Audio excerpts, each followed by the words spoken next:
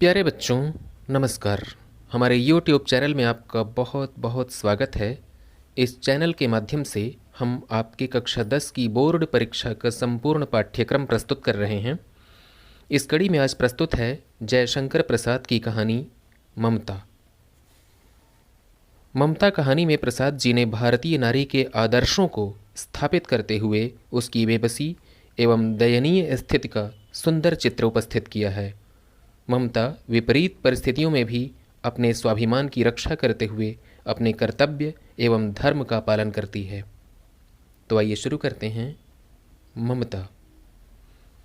रोहतास दुर्ग के प्रकोष्ठ में बैठी हुई युवती ममता शोण के तीक्ष्ण गंभीर प्रवाह को देख रही है। ममता विधवा थी। उसका यौवन शोण के समान ही उमड़ रहा था।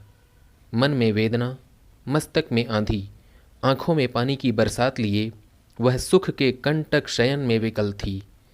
वह रोहतास दुर्गपति के मंत्री चूड़ामणि की अकेली दुहिता थी। फिर उसके लिए कुछ अभाव होना असंभव था, परंतु वह विधवा थी। हिंदू विधवा संसार में सबसे निराश्रय प्राणी है। तब उसकी विडंबना का कहाँ अंत था। चूड़ामणि ने चुपचाप उसके प्रकोष्ठ में प्रवेश किया। शोण के प्रवाह में, उसके कलनाद में अपना जीवन मिलाने में वह बेसुध थी। पिता का आना न जान सकी। चूड़ामणि व्यथित हो उठे। स्नेह पालिता पुत्री के लिए क्या करें, यह स्थिर न कर सकते थे। लौट कर बाहर चले गए। ऐसा प्रायः होता, पर आज मंत्री के मन में बड़ी दुश्चिंता थी। पैर सीधे न पड़ते थे। एक पहर बीत जाने पर वे फिर ममता के पास आए। उस समय उनके पीछे 10 सेवक चांदी के बड़े थालों में कुछ लिए खड़े थे। कितने ही मनुष्यों के पदशब्द सुन ममता ने घूम कर देखा। मंत्री ने सब थालों को रखने का संकेत किया। अनुचर थाल रख कर चले गए। ममता ने पूछा, यह क्या है पिताजी? तेरे लिए बेटी, उपहार है, कहकर चूड़ामणि ने उसका आवरण उलट दिया। स्वर्ण का पीलापन उस सुनहली संध्या में विकीर्ण होने लगा। ममता चौंक उठी। इतना स्वर्ण, यह कहाँ से आया? चुप रहो ममता, यह तुम्हारे लिए है। तो क्या आपने म्लेच्छ का उत्कोच स्वीकार कर लिया? पिताजी, यह अनर्थ है, अर्थ नहीं, लौटा दीजिए। पिताजी, हम लोग ब्राह्मण हैं, इतना सोना लेकर क्या करेंगे? इस पतनोन्मुख प्राचीन सामंत वंश का अंत समीप है बेटी। किसी भी दिन शेरशाह रोहिताश्व पर अधिकार कर सकता है। उस दिन मंत्रित्व न रहेगा। तब के लिए बेटी। हे भगवान, तब के लिए, विपद के लिए इतना आयोजन, परम पिता की इच्छा के विरुद्ध इतना साहस? पिताजी, क्या भीख ना मिलेगी? क्या कोई हिंदू भूपृष्ठ पर न बचा रह पाएगा जो ब्राह्मण को 2 मुट्ठी अन्न दे सके?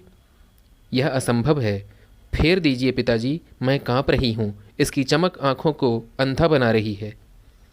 मूर्ख है, कहकर चूड़ामणि चले गए। दूसरे दिन जब डोलियों का तांता भीतर आ रहा था, ब्राह्मण मंत्री चूड़ामणि का हृदय धक धक करने लगा। वह अपने को रोक न सका। उसने जाकर रोहतास दुर्ग के तोरण पर डोलियों का आवरण खुलवाना चाहा। पठानों ने कहा, यह महिलाओं का अपमान करना है। बात बढ़ गई। तलवारें खींचीं। ब्राह्मण वहीं मारा गया और राजा रानी और कोष सब छली शेरशाह के हाथ पड़े। निकल गई ममता। डोली में भरे हुए पठान सैनिक दुर्ग भर में फैल गए, पर ममता न मिली।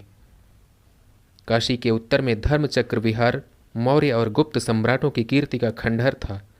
भग्न चूड़ा, तृण गुल्मों से ढके हुए प्राचीर, ईंटों के ढेर में बिखरी हुई भारतीय शिल्प की विभूति ग्रीष्म की चंद्रिका में अपने को शीतल कर रही थी। जहाँ पंचवर्गीय भिक्षु गौतम का उपदेश ग्रहण करने के लिए पहले मिले थे, उसी स्तूप के भग्नावशेष की मलिन छाया में एक झोपड़ी के दीपालोक में एक स्त्री पाठ कर रही थी। अनन्याश्चन्ति यंतो माँ ये जनाः पर्युपासते। पाठ रुक गया। एक भीषण और हताश आकृति दीप के मंद प्रकाश में सामने खड़ी थी। स्त्री उठी। उसने कपाट बंद करना चाहा, परंतु उस व्यक्ति ने कहा, माता, मुझे आश्रय चाहिए। तुम कौन हो? स्त्री ने पूछा, मैं मुगल हूँ, चौसा युद्ध में शेर शाह से विपन्न होकर रक्षा चाहता हूँ। इस रात अब आगे चलने में असमर्थ हूँ। क्या शेर शाह से? स्त्री ने अपने ओंठ काट लिए। हाँ माता, परंतु तुम भी वैसे ही क्रूर हो। वही भीषण रक्त की प्यास, वही निष्ठुर प्रतिबिंब तुम्हारे मुख पर भी है। सैनिक, मेरी कुटी में स्थान नहीं, जाओ कहीं दूसरा आश्रय खोज लो। गला सूख रहा है, साथी छूट गए हैं, अश्व गिर पड़ा है, इतना थका हुआ हूँ। कहते कहते वह व्यक्ति धम्म से बैठ गया और उसके सामने ब्रह्मांड घूमने लगा। स्त्री ने सोचा, यह विपत्ति कहाँ से आई? उसने जल दिया, मुगल के प्राणों की रक्षा हुई। वह सोचने लगी, सब विधर्मी दया के पात्र नहीं, मेरे पिता का वध करने वाले आतताई। घृणा से उसका मन विरक्त हो गया। स्वस्थ होकर मुगल ने कहा, माता, तो फिर मैं चला जाऊं? स्त्री विचार कर रही थी। मैं ब्राह्मणी हूँ, मुझे तो अपने धर्म, अतिथि देव की उपासना का पालन करना चाहिए, परंतु यहाँ नहीं, सब विधर्मी दया के पात्र नहीं। परंतु यह दया तो नहीं, कर्तव्य करना है। तब मुगल अपनी तलवार टेक कर उठ खड़ा हुआ। ममता ने कहा, क्या आश्चर्य है कि तुम भी छल करो? ठहरो, छल नहीं, तब नहीं स्त्री, जाता हूँ। तैमूर का वंशधर स्त्री से छल करेगा? जाता हूँ, भाग्य का खेल है। ममता ने मन में कहा, यहाँ कौन दुर्ग है, यही झोपड़ी ना, जो चाहे ले ले, मुझे अपना कर्तव्य करना पड़ेगा। वह बाहर चली आई और मुगल से बोली, जाओ भीतर, थके हुए भयभीत पथिक। तुम चाहे कोई भी हो, मैं तुम्हें आश्रय देती हूँ। मैं ब्राह्मण कुमारी हूँ, सब अपना धर्म छोड़ दें तो मैं भी क्यों छोड़ दूँ? मुगल ने चंद्रमा के मंद प्रकाश में महिमामय मुखमंडल देखा। उसने मन ही मन नमस्कार किया। ममता पास की टूटी हुई दीवार में चली गई। भीतर थके हुए पथिक ने झोपड़ी में विश्राम किया। प्रभात में खंडहर की संधि से ममता ने देखा, सैकड़ों अश्वारोही उस प्रांत में घूम रहे हैं। वह अपनी मूर्खता पर अपने को कोसने लगी। अब उस झोपड़ी से निकलकर उस पथिक ने कहा, मिर्ज़ा, मैं यहाँ हूँ। शब्द सुनते ही प्रसन्नता की चीत्कार ध्वनि से वह प्रांत गूंज उठा। ममता अधिक भयभीत हुई। पथिक ने कहा, वह स्त्री कहाँ है? उसे खोज निकालो। ममता छिपने के लिए अधिक सचेष्ट हुई। वह मृगदाओं में चली गई। दिन भर उसमें से ना निकली।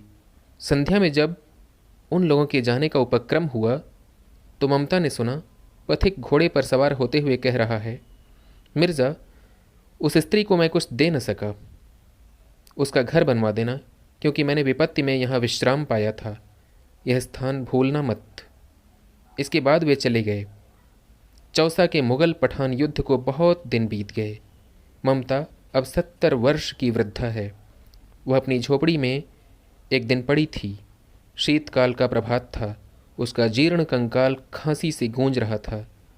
ममता की सेवा के लिए गांव की 2-3 स्त्रियां उसे घेर कर बैठी थीं, क्योंकि वह आजीवन सबके दुख सुख की सहभागिनी रही।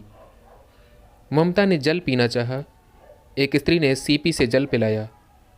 सहसा एक अश्वारोही उसी झोपड़ी के द्वार पर दिखाई पड़ा। वह अपनी धुन में कहने लगा, मिर्जा ने जो चित्र बनाकर दिया है वह तो इसी जगह का होना चाहिए। वह बुढ़िया मर गई होगी।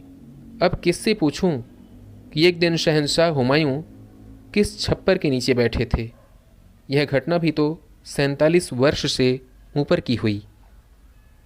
ममता ने अपने विकल कानों से सुना। उसने पास की स्त्री से कहा, उसे बुलाओ। अश्वारोही पास आया।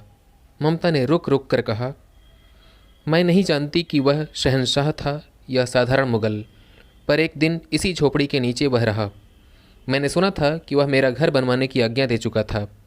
मैं आजीवन अपनी झोपड़ी के खोदे जाने के डर से भयभीत रही। भगवान ने सुन लिया। मैं आज इसे छोड़े जाती हूँ। तुम इसका मकान बनाओ या महल, मैं अपने चिर विश्राम गृह में जाती हूँ। वह अश्वारोही अवाक खड़ा था। बुढ़िया के प्राण पक्षी अनंत में उड़ गए। वहाँ एक अष्टकोण मंदिर बना और उस पर शिलालेख लगाया गया। सातों देश के नरेश हुमायूं ने एक दिन यहाँ विश्राम किया था। उसके पुत्र अकबर ने उसके स्मृति में यह गगनचुंबी मंदिर बनवाया, पर उसमें ममता का कहीं नाम नहीं। प्यारे बच्चों, ये थी जयशंकर प्रसाद की कहानी ममता। आपको कैसी लगी अपने कमेंट में ज़रूर बताइएगा। अगले वीडियो में आपसे फिर मुलाकात होगी। तब तक के लिए आज्ञा दीजिए। नमस्कार।